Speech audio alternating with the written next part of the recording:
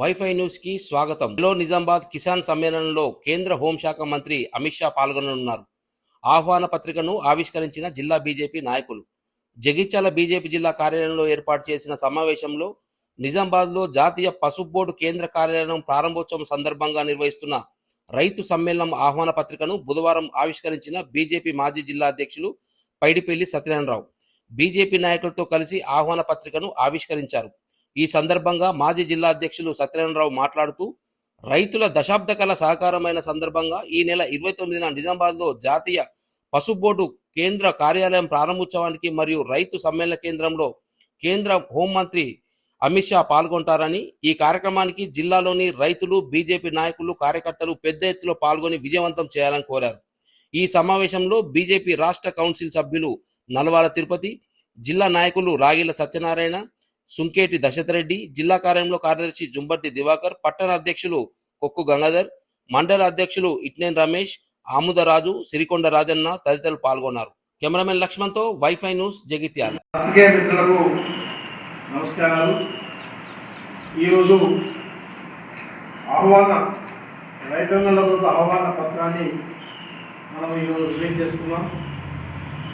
ఈ ఆహ్వాన పత్రం రేపు రాబోయే 29వ తారీఖు నిజామాబాద్లో మన ప్రియతమ నాయకులు అమిత్ షా గారు, కేంద్ర హోంశాఖ మంత్రులు పసుపు బోర్డు ఆఫీస్ ఇనాగ్రేషన్ చేయబోతున్నారు. దాని సందర్భంగా పెద్ద బహిరంగ సభ, బ్రహ్మాండమైన బహిరంగ సభను కూడా పెట్టడం జరిగింది. అందులో భాగంగానే రైతన్నలకు ప్రత్యేకంగా ప్రతి గ్రామానికి వెళ్ళి రైతులను ఆహ్వానించాలని ఆహ్వాన పత్రాన్ని తీసుకొని ఈరోజు ప్రతి గ్రామానికి వెళ్ళబోతున్నాము. కార్యకర్త సోదరులు, మండలాధ్యక్షులు, రాష్ట్ర కార్యవర్గ సభ్యులు, రాష్ట్ర ఆఫీసు బేరర్స్, జిల్లా ఆఫీసు బేరర్స్ అందరూ కలిసి పెద్ద ఎత్తున గ్రామాలకు వెళ్ళి ఆహ్వానించడానికి, రైతన్నలను ఆహ్వానించడానికి బయలుదేరుతా ఉన్నాం. ఇందులో భాగంగానే ఇక్కడ కూడా రైతులను విజ్ఞప్తి చేస్తున్నాము పాత్రికేయ మిత్రుల. ఎందుకంటే దశాబ్దాల కళ నెరవేర్చిన మన ప్రియతమ నాయకులు, నిజామాబాద్ ముద్దుబిడ్డ, నిజామాబాద్ పార్లమెంట్ సభ్యుడు అరవింద్ గారికి జిల్లా తరఫున వారికి ప్రత్యేక ధన్యవాదాలు, కృతజ్ఞతలు తెలియజేస్తా ఉన్నాం.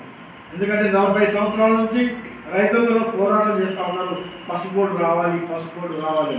ఎందుకంటే మన ఈ నిజామాబాద్ పార్లమెంట్లోనే అత్యధికంగా పసుపును పండించే రైతన్నలు ఉన్నారు. ఇక్కడ ఆ రైతన్నల కోరికను నెరవేర్చి బాజాప్తా ఆ రోజు ఎన్నికల వాగ్దానం చేసి బాండ్ పేపర్ మీద రాసిచ్చి ఇవాళ సాధించి పెద్దలు అమిత్ షా గారి ఆధ్వర్యంలో కూడా వారి అధ్యక్షతన రేపు పసుపు బోర్డు ఇనాగ్రేషన్ చేసుకోబోతున్నాం.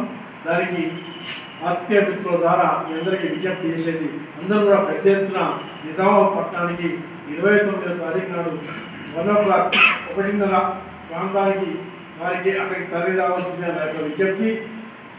కట్టేశ్వర్ పాలిటెక్నికల్ కళాశాలలో పెద్ద బహిరంగ సభ కలదు. అందువరకు దయచేసి పెద్ద ఎత్తున కూడా కార్యకర్తలు కానివ్వండి, రైతన్నలు కానివ్వండి, కర్షకులు అందరూ పెద్ద ఎత్తున తరలి రావాలని జిల్లా పార్టీ తరఫున విజ్ఞప్తి చేస్తా ఉన్నాం. ఎందుకంటే పసుపు బోర్డు అనేది సాధించడం ఆషామాషి విషయం కాదు.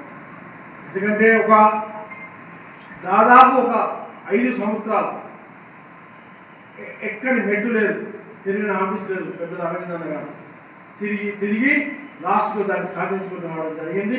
ఇవాళ ఈ విజయం రైతన్నల విజయం. ఎందుకంటే పసుపు బోర్డు తెస్తా అని ఎంతోమంది మాటలు చేస్తారు గతంలో. మేము పసుపు బోర్డు చేస్తామని కొంతమంది చెప్పారు, కొంతమంది ఇక్కడ షుగర్ ఫ్యాక్టరీ ఓపెన్ చేస్తాం, లేకుంటే మేము ఉరిపెట్టుకుంటామని చెప్పారు. అలాంటి నాయకులు ఈరోజు బుద్ధి తెచ్చుకోవాల్సిన అవసరం ఉంది. భారతీయ జనతా పార్టీ కార్యకర్తలు కానివ్వండి, నాయకులు కానీ ఒక మాట ఇస్తే ఆ మాటకు నిలబడి ఉన్న వ్యక్తులు ఈరోజు మనం సాధించుకున్నాం పసుపు బోర్డు. అందుకొరకే మరోసారి విజ్ఞప్తి చేస్తూ ఉన్నాను, రైతులను పెద్ద ఎత్తున తల్లి రావాల్సిందిగా నిజామాబాద్ పాలిటెక్నికల్ కళాశాల మైదానంలో పెద్ద బహిరంగ సభ కాదు.